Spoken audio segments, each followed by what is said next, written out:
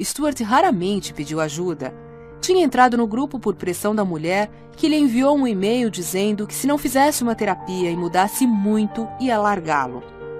Disse também que mandava uma mensagem eletrônica porque ele dava mais atenção ao contato por computador do que a qualquer coisa dita diretamente. Na semana anterior, a mulher tinha radicalizado, saindo do quarto do casal, e grande parte da sessão foi passada ajudando Stuart a avaliar seus sentimentos naquela situação. Julius gostava muito do grupo. Muitas vezes ficava impressionado com a coragem das pessoas quando assumiam novas atitudes e grandes riscos. Aquela sessão também foi assim. Todos apoiaram Stuart por mostrar que estava vulnerável e a sessão passou rápido. No final, Julius estava bem melhor. Ficou tão preso ao tema da sessão que por 1h30 esqueceu o próprio desespero. Isso era comum acontecer. Todo terapeuta de grupo sabe das grandes propriedades curativas de um grupo. Muitas e muitas vezes, Julius tinha entrado numa sessão inquieto e saído bem melhor. Embora sem ter, é claro, tocado em nenhum problema próprio. Mal teve tempo para um jantar rápido no Ibis Sushi, que ficava perto do consultório. Ia sempre lá, e ao sentar-se foi saudado pelo chefe do Sushi Man, Mark. Quando não estava acompanhado, preferia ficar no balcão, pois como todos os seus pacientes, não se sentia à vontade sozinho numa mesa de restaurante. Julius pediu o de sempre, rolinhos Califórnia, enguia no vapor e um sortido de maqui vegetariano. Gostava muito de sushi, mas evitava peixe cru por medo de parasitas. Àquela altura, toda aquela batalha contra invasores externos parecia piada. No final, que ironia, o problema seria interno. Foda-se. Julius jogou os cuidados para o alto e pediu um ai sushi para o surpreso chefe.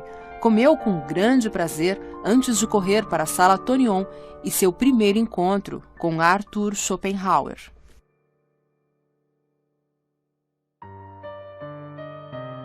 CD 6. Capítulo 6. A sólida base de nossa visão do mundo e também o grau de sua profundidade são formados na infância. Essa visão é depois elaborada e aperfeiçoada, mas na essência não se altera. Mamãe e papai Schopenhauer, Zu House. Que tipo de pessoa era Heinrich Schopenhauer? Duro, rígido, reprimido, inflexível, orgulhoso. Conta-se que em 1783, 5 anos antes do nascimento de Arthur, a cidade de Danzig foi bloqueada pelos prussianos e havia pouca comida e forragem para os animais. Os Schopenhauer foram obrigados a aceitar que um general inimigo se instalasse na casa de campo deles. Como retribuição, o oficial prussiano ofereceu a Heinrich o privilégio de receber forragem para os cavalos, mas ele respondeu: "Minhas cocheiras têm bastante forragem, e quando acabar a comida dos cavalos, mando matá-los." E como era Joana, a mãe de Arthur? Romântica, gentil, criativa, alegre, coquete. Embora toda a Danzig de 1787 achasse a união de Heinrich e Joana um grande acontecimento, na realidade foi um trágico desencontro. A família dela, os Troeseners, eram de origem modesta e sempre admirou os arrogantes Schopenhauer. Assim, quando Heinrich, aos 38 anos, passou a cortejar Joana, de 17, os pais ficaram muito satisfeitos e Joana aceitou a escolha deles. Será que Joana achava seu casamento um erro? Leia o que escreveu anos depois, quando dava conselhos para moças sobre casamento. Toda moça que pensa em se casar fica atraída pelo esplendor, a distinção e o título obtidos através dos laços matrimoniais. Um erro que terá por consequência um duro castigo pelo resto da vida. Um duro castigo pelo resto da vida.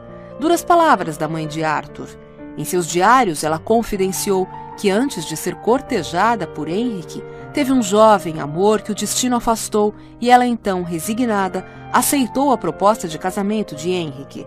Será que teve escolha? É bem provável que não.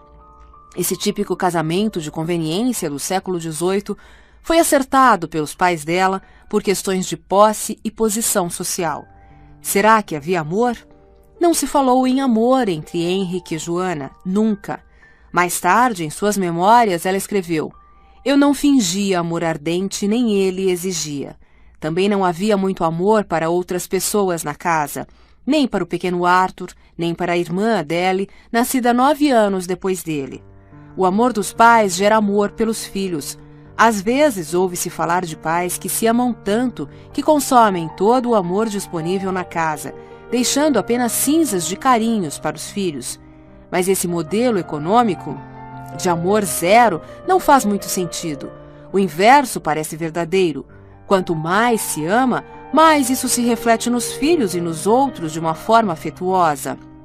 A falta de amor na infância teve graves implicações no futuro de Arthur. As crianças que não recebem carinho materno costumam não se sentir seguras para gostarem de si mesmas, para acreditarem que os outros vão gostar delas ou para gostarem de viver. Na idade adulta, tornam-se distantes, recolhidas em si mesmos e têm uma relação difícil com os outros. Foi esse o cenário psicológico que formou a visão do mundo de Arthur.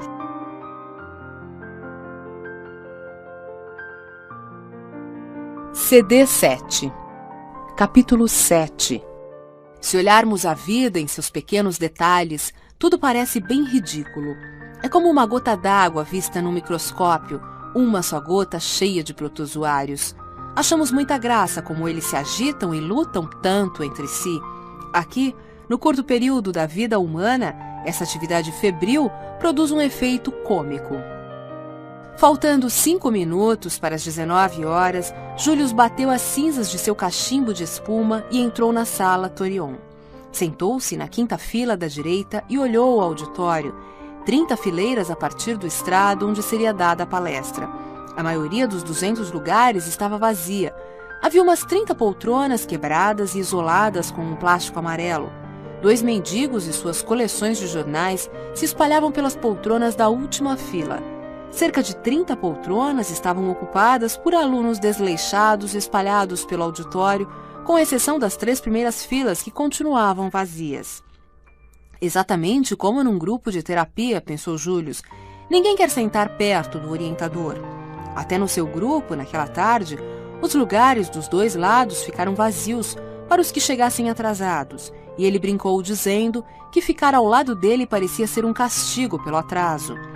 Július pensou na terapia de grupo e seu folclore a respeito de lugar na sala. As pessoas mais dependentes sentam à direita do orientador, enquanto os mais paranoicos ficam bem na frente dele. Mas pela sua experiência, a relutância de sentar ao lado do orientador era a única regra confirmada sempre. O mau estado e o estrago da Sala Torion eram típicos do campus do Coastal College da Califórnia, que tinha começado como escola de comércio vespertina, depois se ampliou e funcionou por pouco tempo como escola de administração à tarde, e naquele momento estava em fase de decadência.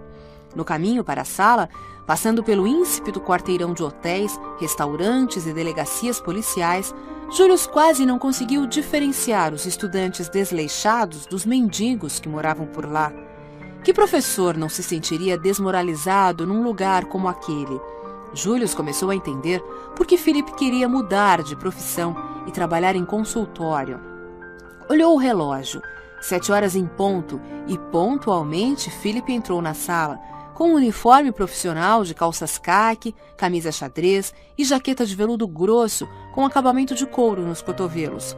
Tirando as anotações da palestra de uma pasta adequadamente gasta e mal olhando a plateia, começou. Este é um resumo da filosofia ocidental, palestra 18 sobre Arthur Schopenhauer. Hoje vou fazer diferente e me aproximar de minha presa de forma mais indireta.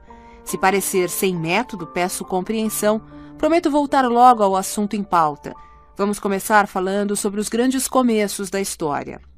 Philip deu uma olhada na plateia buscando algum sinal de compreensão e, não encontrando, apontou para um estudante sentado mais perto dele e mostrou o quadro negro. Depois, soletrou e definiu 3 palavras: erradio, compreensão e debuts, que o aluno copiou no quadro.